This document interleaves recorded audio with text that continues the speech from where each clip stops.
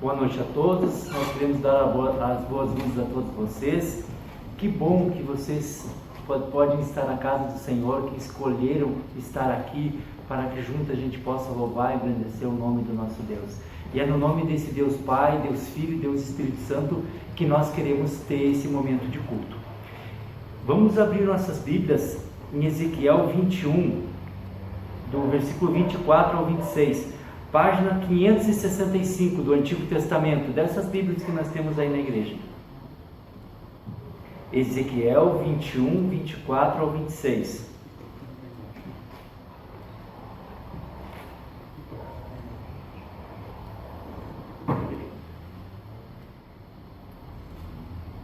Todos acharam? Eu passo a ler. Portanto, assim diz o Senhor Deus: visto que me fazeis lembrar da vossa iniquidade, descobrindo-se as vossas transgressões, aparecendo os vossos pecados em todos os vossos atos, e visto que me viestes à memória, sereis apreendidos por causa disso. E tu, ó profano e perverso, príncipe de Israel, cujo dia virá no tempo do seu castigo final, assim diz o Senhor Deus: tira a diadema e remove a coroa. O que já não será o mesmo, será exaltado o humilde e abatido o soberbo. Vamos ficar em pé para nós ter uma palavra de oração?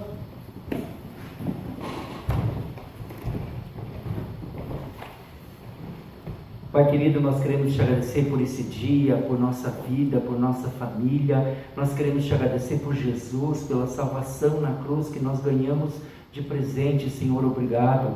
Queremos te agradecer que a gente pode estar aqui junto também para ouvir a Tua palavra, Senhor. Clamamos que Tu fale conosco, Senhor, que Tu venhas com Teu Santo Espírito e toque nossos corações, para que possamos sair daqui renovados, fortalecidos, consolados pela Tua palavra, Senhor. Queremos dizer que esse culto é para a honra e glória do Teu nome. No nome de Jesus é que oramos. Amém. Podemos nos sentar? Vamos passar agora os avisos.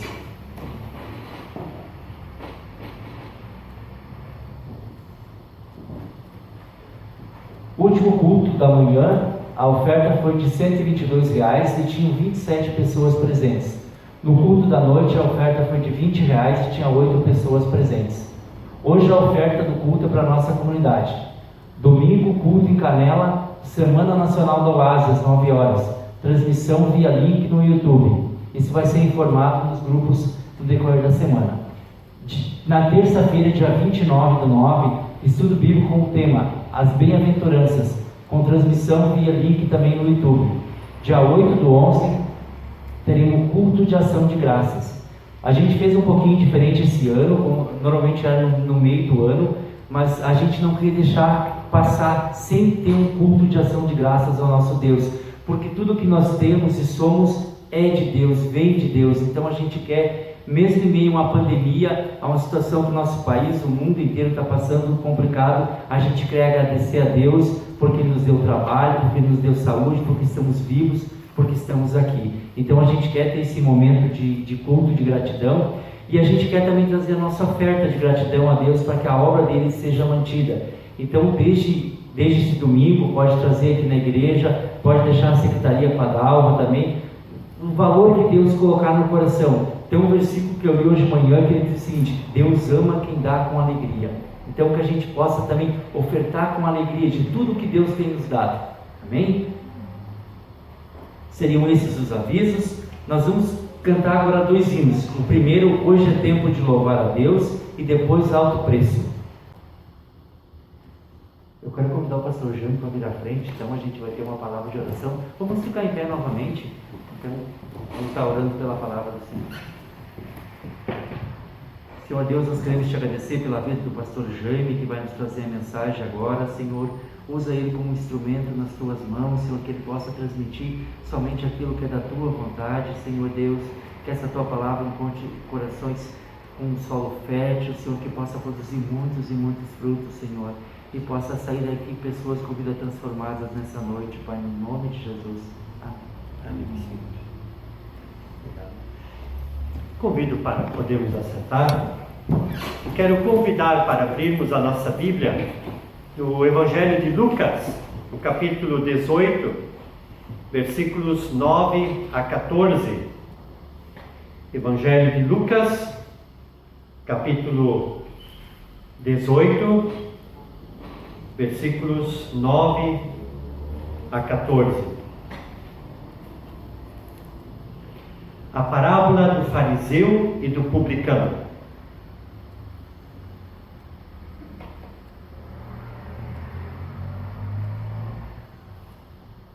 Eu passo então a leitura aqui das nossas Bíblias, aqui, a página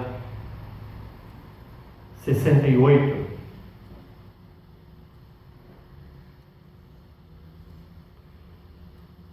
Propus também esta parábola a alguns que confiavam em si mesmos, por se considerarem justos e desprezavam os outros. 2 homens subiram ao templo com o propósito de orar, um fariseu e o outro publicano. O fariseu, posto em pé, orava de si para si mesmo desta forma: Ó Deus, graças te dou porque não sou como os demais homens, roubadores, injustos e adúlteros, nem ainda como este publicano. Jejuo 2 vezes por semana e dou o dízimo de tudo quanto ganho. O publicano, estando em pé, longe, não ousava nem ainda levantar os olhos ao céu, mas batia no peito, dizendo: Ó Deus, sê propício a mim, pecador. Digo-vos que este desceu justificado para a sua casa, e não aquele, porque todo o que se exalta será humilhado, mas o que se humilha será exaltado. Palavra do Senhor para nós. Amém. Se a gente observar esta palavra, é Jesus contando uma parábola. Talvez ele tenha conhecido sujeitos como estes aqui, de 2 grupos religiosos diferentes: os fariseus e os publicanos. E ele pega uma pessoa de cada um desses grupos e coloca uma oração na boca deles. Certamente Jesus, como Deus aqui, ele deve ter ouvido muita oração parecida com esta. Então ele pega essas 2 orações e dá um exemplo de como alguém ora e essa oração não agrada a Deus. E a outra oração, sim, que é de forma humilde, simples, esta agrada a Deus. E o interessante que numa outra linguagem bíblica diz assim, que essa parábola foi contada para os que se achavam que eram muito bons e desprezavam os outros. Um título numa tradução bíblica. Então, indica a quem essa parábola está direcionada. Na vida da igreja, com frequência, esta parábola tem o seu valor. Pessoas que cultivam uma vida religiosa costumam cair numa tentação de se considerarem melhores e superiores aos demais. Se há uma tentação que precisa se pedir para Deus nos livrar, como indica a oração do Pai Nosso, é de saber orar de uma forma humilde e simples. E não é à toa que nós usamos na ISLB a prática, na liturgia da oração e da confissão de pecados, que é justamente para que no momento de culto também a gente reconheça que nós somos pecadores. Certa vez alguém disse assim para mim, membro de uma comunidade, ele disse assim: pastor, eu não sou mais pecador, porque a Bíblia diz que eu sou santo, como Deus é santo, então eu não sou mais pecador. Eu só olhei assim, respirei fundo e disse: olha, você precisa ler um pouquinho mais então a Bíblia, não apenas interpretar um ou outro texto assim, mas dá uma olhada, porque é mentiroso aquele que diz que não mente, aquele que não tem pecados. Só porque alguém tem Jesus em sua vida, não significa que ele é superior às outras pessoas. Com tal atitude, a humildade vai para o saco, como se costuma dizer, numa alusão a que a humildade desaparece, no lugar surge a arrogância. Jesus critica e adverte os hipócritas, fariseus e publicanos, em muitos momentos. Nos 4 evangelhos a gente vê isso. E aí a gente pode colocar ainda que existem os escribas, é outro grupo que está sempre pegando no pé de Jesus e que inclusive levam ele à morte, justamente pelas práticas longe da vontade de Deus. E lá em Mateus 23, 13 e 36, Jesus critica as longas orações que eles fazem para justificar as suas atitudes, lá no versículo 14. O nome fariseu tem sua origem de uma expressão na língua que Jesus falava, o aramaico, que é um dialeto do hebraico. E o fariseu, o nome fariseu significa os separados. Eles se achavam melhores do que o restante do povo judeu. De fato, o cuidado exagerado na prática de todo o sistema de leis que os judeus tinham criado fez com que se isolassem dos outros. Eles estavam sempre reparando, olha, mas eu estou observando essa lei, olha aquele outro lá, aquele não está observando essa mesma lei. Então eu, em última análise, eu sou melhor do que ele. Então criou-se uma espécie de neurose na cabeça dos fariseus, onde eles literalmente se achavam melhores, ou como também se costuma dizer, os últimos biscoitinhos do pacote. As outras pessoas, para eles eram considerados ignorantes, impuros, não semelhantes a eles. Por outro lado, no extremo oposto estavam os publicanos. Os romanos, eles costumavam arrendar a cobrança de taxas, de impostos, para que eles mesmos não precisassem fazer um trabalho sujo. O que eles faziam? Eles contratavam gente do próprio império, entre os próprios judeus, para cobrar os impostos do seu próprio povo. Então,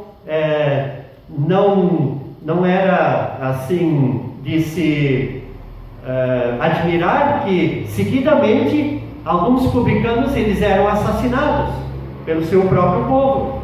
E um exemplo deles é o Zaqueu, onde ele tem toda a transformação da vida dele numa outra, agora numa história, não uma parábola, mas uma história real que Jesus conta. Por os romanos então darem para pessoas dos judeus para arrecadarem o dinheiro, esses que então arrecadavam o dinheiro, eles precisavam arrecadar um pouco mais sempre, e botavam então em cima, dentro daquela conta que os romanos davam para ser cobrado de imposto, eles acabavam colocando um dinheiro a mais. Esse era então o ódio que o próprio povo tinha pelos publicanos. Dessa forma, os publicanos passaram a ser odiados e desprezados pelo seu próprio povo. Um estudioso alemão do Antigo Testamento chamado Joaquim Jeremias, ele descreveu os publicanos da seguinte forma: em julgamentos públicos, situavam-se ao nível dos ladrões, não tinham direito civil de honra e eram evitados por todas as pessoas de projeção. Era necessário, então, dizer um pouquinho sobre esses dois grupos que Jesus aqui está criticando. Não em si pela pessoa de cada um desses, mas pelas atitudes que eles tinham.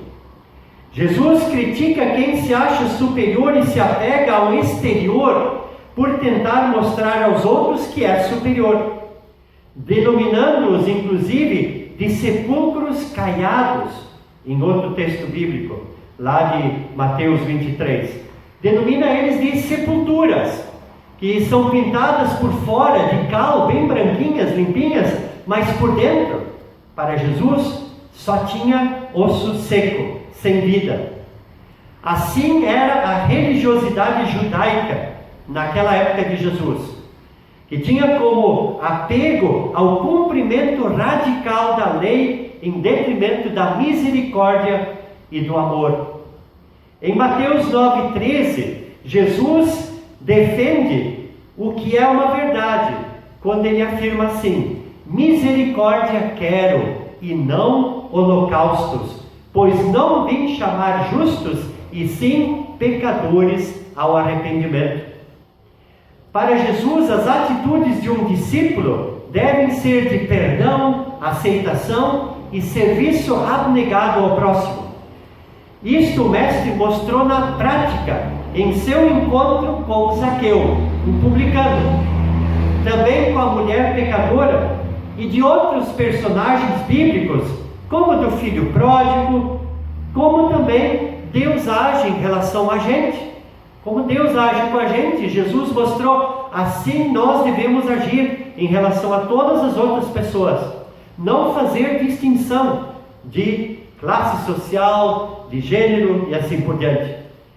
Gente que age como os fariseus e publicanos hoje vive tão crítica que na verdade não aguentam por vezes a si mesmos.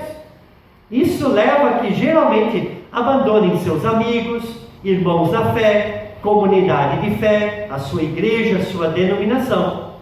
É algo tão sério que uma vez uma irmã na fé, bem experiente, ela disse assim: vão pular de galho em galho até caírem no mundo.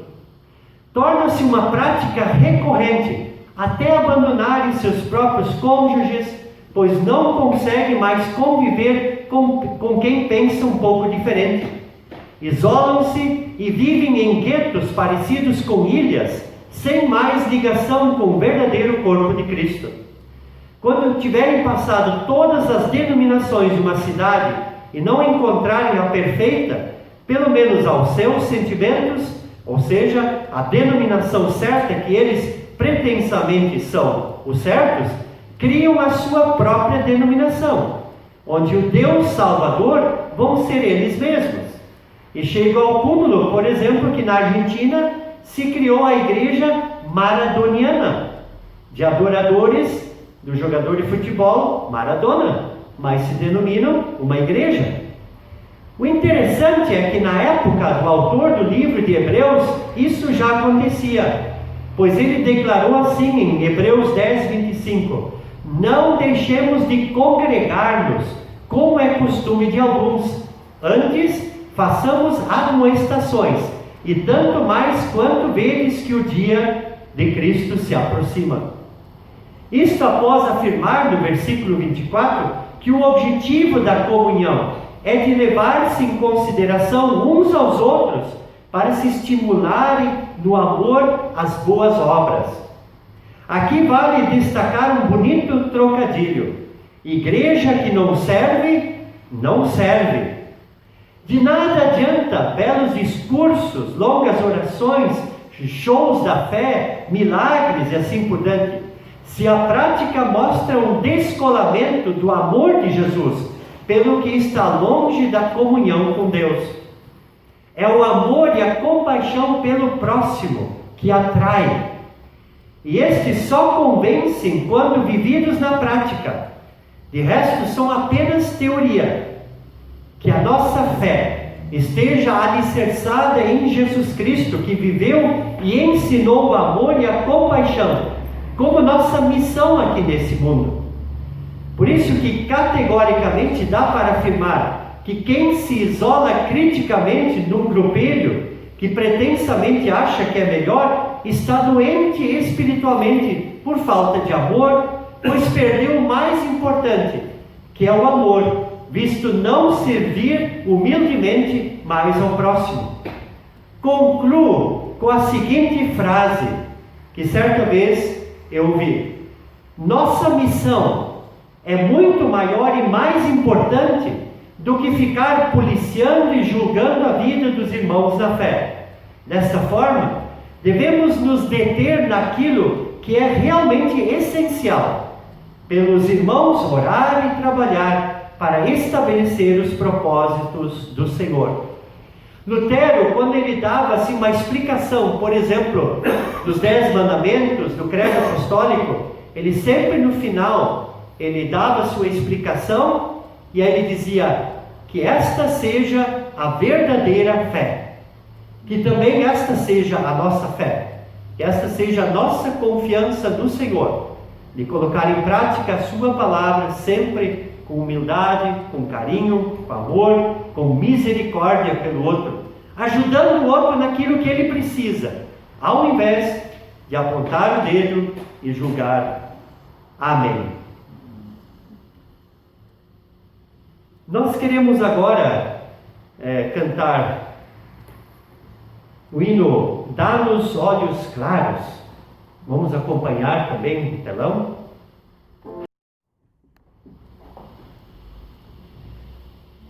Eu quero convidar para todos que desejarem se colocar em pé. Nós queremos ter a nossa palavra final de oração. Depois queremos cantar, depois no final, um hino de bênção. Cuida bem de mim. Antes então desse hino, vamos ter a nossa palavra de oração. Senhor Deus querido, nós entregamos humildemente a nossa vida em Tuas mãos. Queremos deixá-la passar por esta palavra que ouvimos, Senhor, que Tu ensinaste para nós. Tu estiveste neste mundo, Jesus.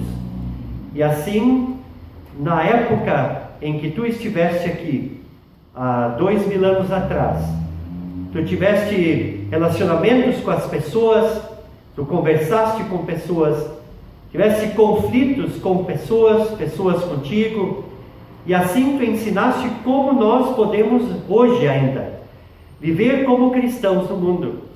E que esta palavra agora passe por nós, ela entre em nossos sentidos, Senhor, e nos faça realmente reconhecer aquilo que nós precisamos mudar para viver como cristãos neste mundo. Ajuda-nos, Senhor. Não queremos olhar para o lado para ver se uma outra pessoa ela estaria ouvindo esta palavra. Queremos nós ouvi-la, Senhor, e deixar que ela faça diferença em nós. Como também diz o hino, a começar em mim.